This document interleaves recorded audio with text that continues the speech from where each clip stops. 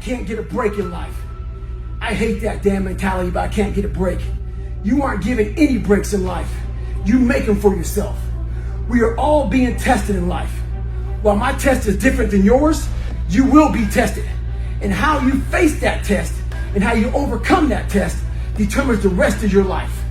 The one mentality that you must have in life is that regardless of what's in front of you, you still must grind. I'll never be in the Olympics. I'll never be a professional athlete, but still I grind. I fail at most things I do, but still I grind. I don't want to do half the shit I do, but still I grind. And that one day, you see me down a dark alley, run at 1 o'clock in the morning, know one thing. I was grinding. Stay hard. Being accepted is one thing that killed me. And you have to learn, what do you want in your life? We have so much influence coming at us that we are so lost. We don't know what we want to do because we don't spend enough time with ourselves. You have to learn to shut off a phone, shut off a computer, shut off a TV. And it's okay to sit in a room by yourself in a chair and just think about you, where I want to be, where do I see myself tomorrow, the next year from that. And it takes a lot of self-discipline to be able to do that nowadays, because you want to be so attached to everything. You want to be so caught up with the world. The world's moving too fast. The world's moving so fast that you're trying to keep up to the point where you lose yourself in the world.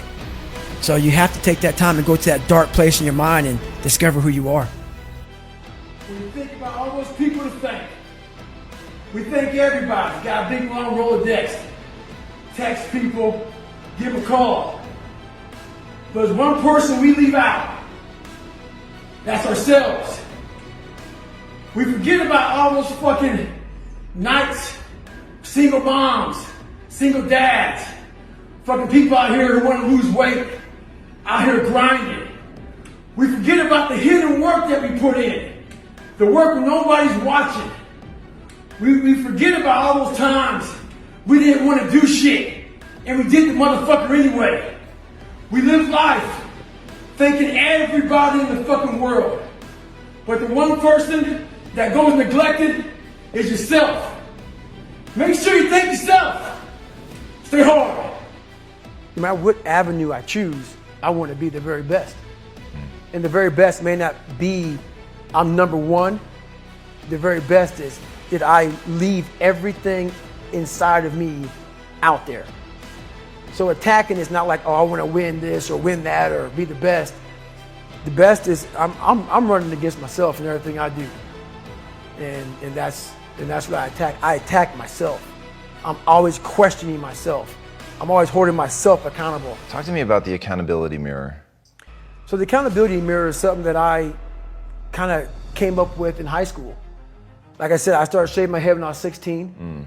And I got caught up in trying to impress so many people because no one liked me. So I developed so many different identities. Let me sag my pants.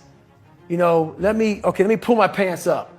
Let me talk this way or act this way or be this way or whatever the hell it may be. God, dog, there's so many different things I did to try to fit in with so many different groups that when you look in the mirror, that's the one person you can't lie to.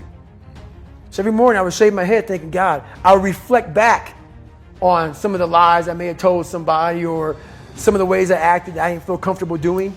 And I did it to impress other normal people. The key word there is normal, everyday people. I was trying to make other people like me. How pathetic is that? So this mirror would always tell me, my reflection would say, God, you are a pathetic man. How does that feel every day to be this way? So I would just start having myself accountable. How did I attack today? How did I attack yesterday? And if I didn't do something I was proud of, I would write down a sticky note and I would fix it. So then my senior year in high school, it was a totally different David Goggins. I wanted to sit the cool guy lunch table, man. I wanted, even though everybody was calling me time, I wanted to try to act like somebody I wasn't so I could fit in. And I sold my soul to the devil, trying to act like, I'm David fucking Goggins. That's who I am. And so I wrote down on a piece of paper, fuck the table. Sit by your fucking self.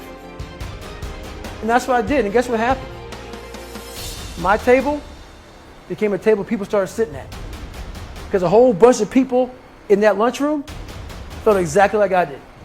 I had a laundry list of things that I write down in this fix. So I write it down and fix it. So one of the guys I was in training with came down to visit me. He was amazed at how I kept the same routine I had 20 years ago. Waking up early, going to the gym, getting after it, going back in the afternoon. I could tell he felt bad. So he started to explain to me why he can't do anymore. Talked about travel, talked about work. So he started asking me, how the hell do you fucking do this shit every fucking day? I said, I don't fucking negotiate with myself. Most of us come out here, we explain away why we can't do shit, and we stick in this negotiation process in our mind. You can't negotiate these things. They're definites. Stay hard. I honestly want to be considered one of the hardest men to walk the planet Earth in the history of the world.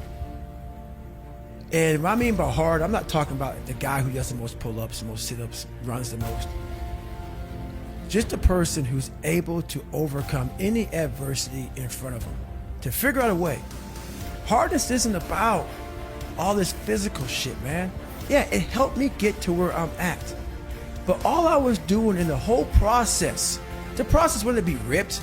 It wasn't to walk around with my shirt off. That wasn't it. I knew through the physical challenges, through the physical suffering, my mind was getting stronger. I was literally doing that for a reason. I had a weak mind. All the rest just happened to come with it. I was trying to strengthen the mind to handle all the judgment that's passed on me, perceived and not. Sometimes you make it up in your own head. You know, I just want to be able to handle all of that, everything, physical, mental. I want to be perceived as that, like an old school barbarian, an old school guy that's like, God, dog, man, nothing can hurt the guy, which is why the book is titled Can't Hurt Me.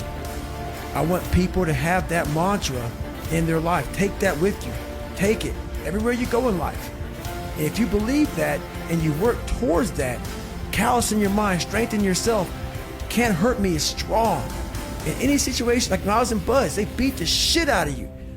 I'd be the first one to get to say, Can't hurt me, motherfucker. And they were beating the hell out of me. But you say that enough to you. False motivation becomes fucking real motivation after a while. But this cat wanted to start racing somebody. So he started racing me. He didn't know who the fuck he was racing. He didn't know it was me. I'm under an alias. See, a lot of motherfuckers, when they think it's me or somebody else who they want to chase, they got a carrot in front of them.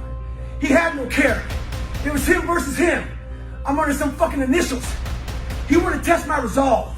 He wanted to test my ability to go to the limit. He wanted to see where his world ends and mine begins. This ain't no fucking game. This is my motherfucking lifestyle, son. Hey, yeah, I'm fired up. This is what I do. When someone gives you hell, make sure you push them right back and give them hell. Stay hard. Hey there, thanks for listening. Tough Love Motivation is a passion project of mine, and every like, comment, and subscribe really helps the channel out. If you enjoyed this video or get something from it, please consider smashing that like button or even give a subscribe. I'd really appreciate it.